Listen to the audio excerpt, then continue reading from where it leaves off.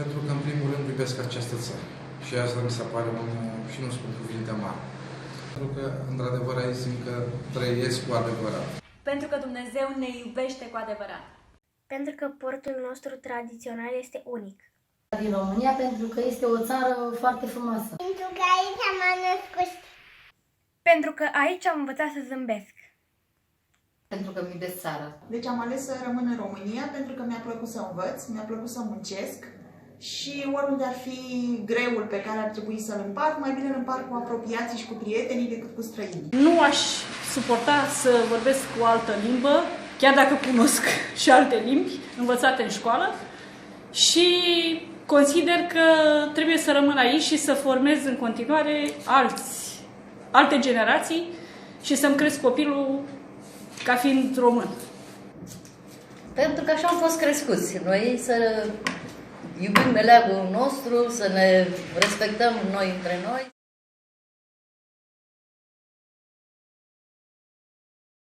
Ce înseamnă România pentru dumneavoastră?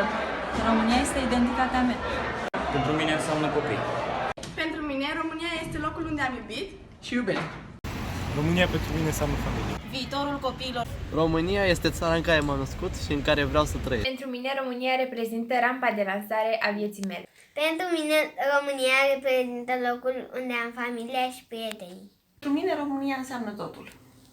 România pentru noi înseamnă sufletul și inima noastră. România pentru noi este un suflet mare.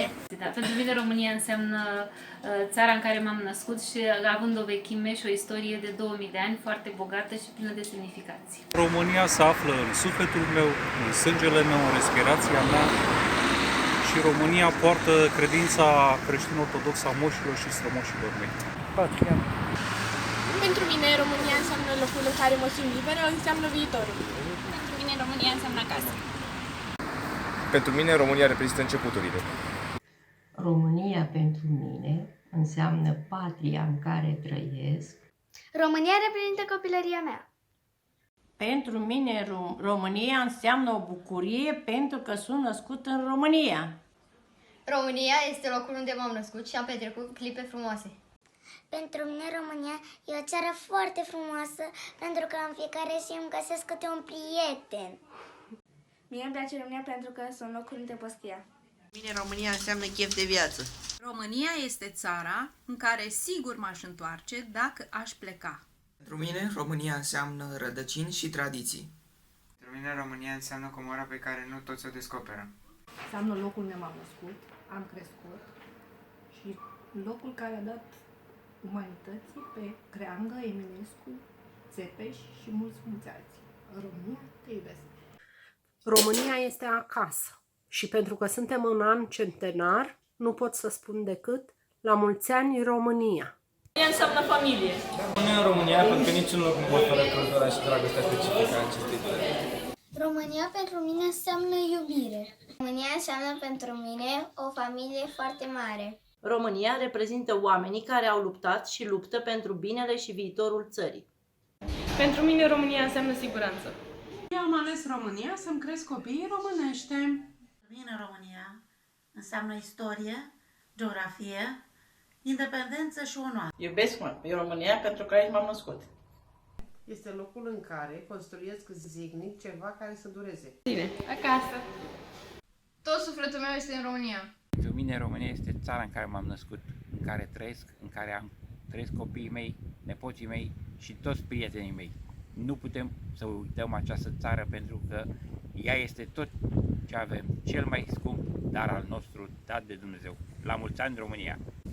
Pentru mine, România înseamnă acasă, locul unde m-am născut. România înseamnă locuri pe care ți-e greu să le uiți. România sunt eu, România ești. Libertate! Tradiție. Pentru mine, România reprezintă cea mai frumoasă țară care cuprinde o mulțime de tradiții și obiceiuri. România este țara în care m-am născut, România este țara în care locuiesc, România este patria mea. România pentru mine înseamnă istorie, înseamnă eroi, luptă, independență și onoare.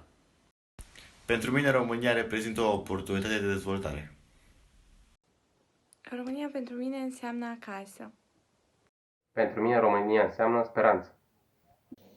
Pentru mine România înseamnă familie, înseamnă pământ. România pentru mine înseamnă eforturi. România pentru mine înseamnă povestea vieții mele. Pentru mine România înseamnă tradiție. Iubesc România pentru peisajele minunate. Iubesc România pentru că Dunărea s-a oprit la noi și a format delta. Iubesc România fiindcă știm să ne distrăm și să visăm.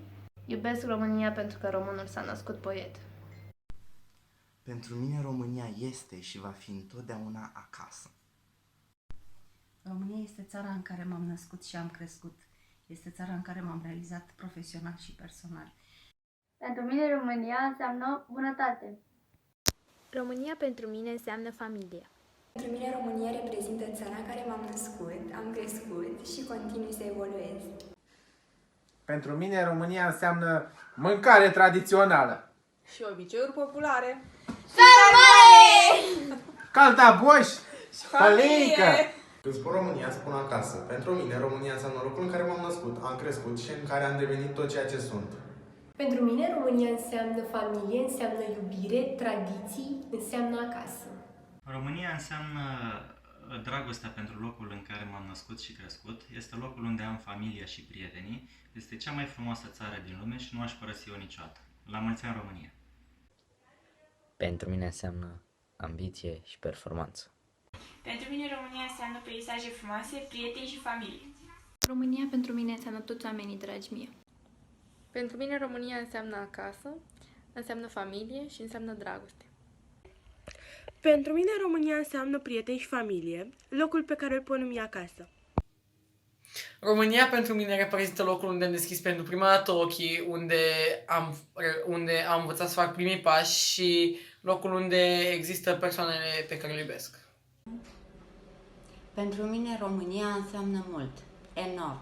Trăiesc departe de țară și de fiecare dată când revin, sunt acasă. Pentru mine România înseamnă rădăcini, eu și vlăstarii mei. Pentru mine România înseamnă iubire. Iubesc România pentru că este țara voluntariatului, a compasiunii și a oamenilor cărora chiar le pasă. România pentru mine înseamnă locul unde construiesc zilnic ceva care să dureze. Pentru mine România înseamnă uniune. România pentru mine înseamnă speranță. Pentru mine România înseamnă oameni voioși, harnici și frumoși. Pentru mine România reprezintă locul pe care îl pot numi acasă. Pentru mine, România este țara unde m-am născut, unde mi-am pus bazele a ceea ce sunt și unde trăiesc. Ea va fi mereu în sufletul meu, oriunde aș fi. România pentru mine înseamnă copilărie. Pentru mine, România înseamnă un viitor care depinde de tine.